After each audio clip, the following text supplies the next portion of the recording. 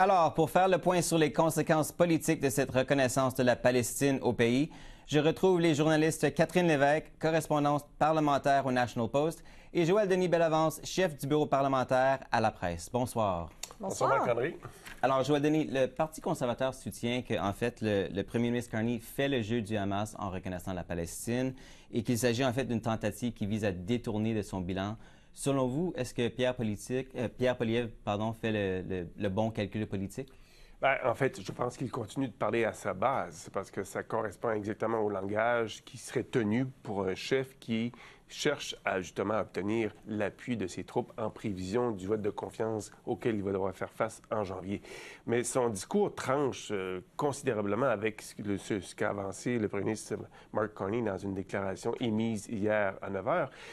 La déclaration de M. Carney était nuancée, posée, réfléchie, alors que celle de M. Poilievre était hautement partisane. Donc, visiblement, M.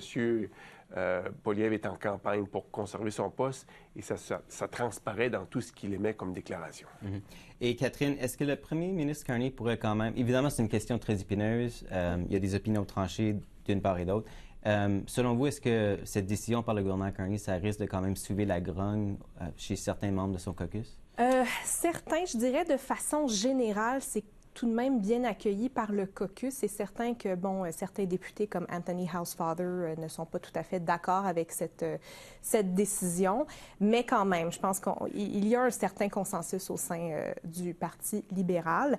Mais voilà, je trouve que par rapport au point de Joël Denis, là, vraiment la réaction, en fait, là, de Pierre Poilievre était un peu exagérée. Je trouve que, voilà, pour M. Carney, il faudra vraiment qu'il surveille là, ce qui se passe au sud de la frontière aussi, hein, parce qu'il y a des républicains qui ont dit, là, en fait, qui ont menacé d'avoir des conséquences là, pour le Canada et les autres pays alliés, là, si jamais on allait de l'avant avec cette reconnaissance de la Palestine. Donc, je dirais que oui, est-ce qu'il y a quelques risques au sein de son caucus à M. Carney? Peut-être, mais je dirais que le risque vient surtout là, des États-Unis dans ce cas-ci. C'est intéressant de noter quand même dans cette affaire-là, c'est que le Canada agit de concert avec des alliés. La France, la Grande-Bretagne, l'Australie, des alliés traditionnels du Canada. Donc, on n'a pas agi de façon isolée. Oui, il pourrait y avoir des conséquences politiques au sein du Parti libéral, mais on me raconte que M. Carney a quand même pris le temps de consulter son caucus, ses troupes, pour s'assurer qu'ils comprennent bien le geste qu'il s'apprête à poser. Et ça a été fait, pas quand l'annonce a été faite, annoncée hier, mais bien avant, au mois d'août, quand M. Carney a annoncé pour la première fois que son intention est de reconnaître, sous certaines conditions, l'État de Palestine. Donc, mais il faut noter que le Canada n'a pas agi seul. Et il y a un rapprochement stratégique, géopolitique du Canada avec des pays de l'Europe. Ça se voit dans les gestes qui sont posés aujourd'hui aux Nations unies avec la France, avec le Royaume-Uni. Donc, c'est quand même un geste qui n'est pas banal de voir que le Canada agit avec ses alliés de la sorte. Oui, reste à voir comment les États-Unis vont réagir en ce qui concerne le Canada. Mais je vais aussi revenir avec vous sur les départs qu'on a vus la semaine dernière, des départs importants au sein de l'équipe de Mark Carney.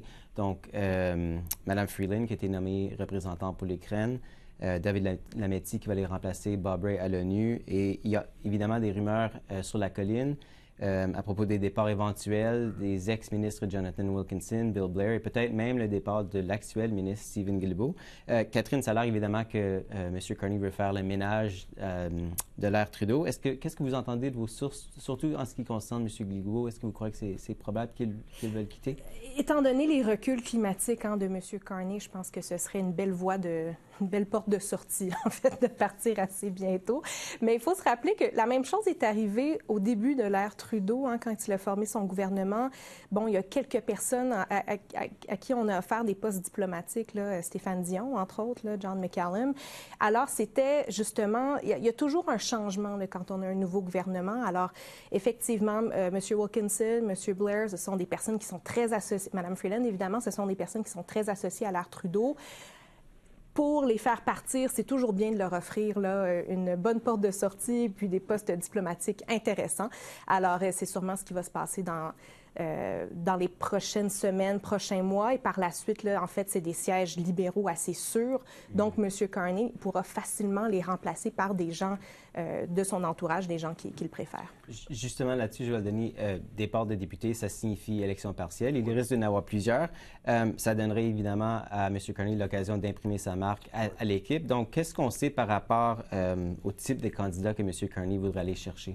Des candidats qui sont plus de centre-droite comme lui, ce qu'on appelle souvent les Blue Liberals. Mais avant de procéder à d'autres nominations et de voir le départ des députés, on va vouloir adopter le budget fédéral. Donc, on ne peut pas se priver des votes libéraux à l'actuel parce que c'est un gouvernement minoritaire. Donc, tous les votes seront nécessaires, d'autant plus qu'on ne connaît pas encore le partenaire de danse du gouvernement de Mark Carney, minoritaire aux communes, celui qui lui permettra de survivre lors des votes de confiance sur le budget, par exemple. Donc, ça, c'est important. C'est un calcul stratégique fort important pour le gouvernement, parce que le Bloc québécois a déjà annoncé que pas très intéressé à appuyer un budget qui pourrait annoncer des déficits records. Le Parti conservateur, évidemment, va s'opposer. Donc, il reste le NPD. Et le NPD, si on introduit un budget avec des coupes, là non plus, c'est pas garanti. Donc, il y a un calcul important à faire. Il faudra donner peut-être un bonbon à un des deux partis, un des trois partis sur la colline pour s'assurer d'avoir les votes suffisants. Donc, après l'adoption du budget, ce sera le gros test pour le gouvernement. Je m'attends à ce qu'il y ait d'autres nominations. Ce que je trouve remarquable aussi, c'est qu'on utilise beaucoup les postes diplomatiques pour faire le ménage. Oui, faire tasser. Pas tasser des gens, non. Mais c'est sûr que M. Carney va vouloir recruter des gens qui pensent comme lui, des gens comme Tim Hudson, par exemple, qui est ministre des Ressources naturelles, ou encore comme François-Philippe Champagne, des Blue Liberals, ceux qui sont véritablement au contrôle du gouvernement, mais il veut qu'ils soient aussi au contrôle du Parti libéral, et ça aussi, c'est un élément important. Et Catherine, en ce qui concerne le budget, le ministre des Finances, François-Philippe Champagne, a promis que ce serait un budget d'investissement, d'austérité. Il l'a comparé à l'exercice de celui de 1945 durant l'effort de guerre au Canada. Joël Denis en a déjà parlé, mais selon vous, qui sera vraisemblablement peut-être le partenaire de danse ou quel sera le calcul pour les différents partis de l'opposition? C'est très difficile à dire. Je pense que le gouvernement ne le sait pas encore parce que, comme on en a déjà parlé, le Bloc a déjà annoncé ses couleurs. Le NPD, je les vois mal appuyer un budget là, qui en est un d'austérité, comme vous avez dit. Et les conservateurs, je vois très mal là, comment ils pourraient appuyer un déficit aussi grand là, qui pourrait s'approcher des 100 milliards de dollars. Alors, il y a peut-être un autre scénario qu'on a vu par le passé, c'est que certains députés pourraient soudainement ne pas être dans la Chambre des communes, être aux toilettes, par exemple. Voilà. Aux toilettes. Alors, voilà, dans les faits, tous les partis d'opposition auront voté contre le budget, mais selon les chiffres, les libéraux pourraient quand même passer leur budget. Et aussi, ce qui est clair, c'est qu'il n'y a aucun parti à l'heure actuelle qui est prêt à une élection, sauf peut-être le Parti libéral qui demeure dans une bonne posture dans les sondages. Donc, je pense que la théorie de Catherine se défend très bien. Peut-être qu'il n'y aura pas suffisamment de votes de l'opposition pour faire échec à ce budget. Il faudrait dire que le gouvernement pourrait adopter avec seulement ses votes parce qu'il y aurait des députés de l'opposition qui se trouveraient ailleurs au moment critique de voter sur le budget. Et en terminant, il nous reste seulement une minute. Autre rumeur, celle d'élections hâtives, peut-être d'ici 12 mois. Je vais commencer avec vous, Joël Denis. Est-ce que vous y croyez? Ou? C'est un scénario que j'ai entendu et tournerait autour, vouloir un mandat majoritaire, évidemment, ce serait le but ultime, mais tournerait autour peut-être de la renégociation de l'accord de libre-échange entre le Canada, les États-Unis et le Mexique.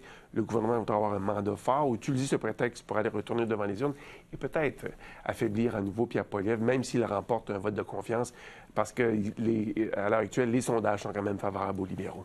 Catherine? Moi, j'y crois pas du tout. En fait, c'est drôle, en faisant mes recherches avant d'aller à l'émission, j'ai vu qu'on parlait de ce même scénario l'année dernière. Donc, c'est un scénario qui revient tout le temps. C'est sûr qu'il y a toujours un risque qu'on parte en élection quand on n'adopte pas un budget parce que c'est un vote de confiance, mais en même temps, il est beaucoup trop tôt. Le gouvernement a trop de choses à faire. Donc, d'après moi, ce sera plus tard. Parfait. Joël Denis Bellavance, chef du bureau parlementaire à la presse. Catherine Lévesque, correspondante parlementaire au National Post. Merci d'avoir été là.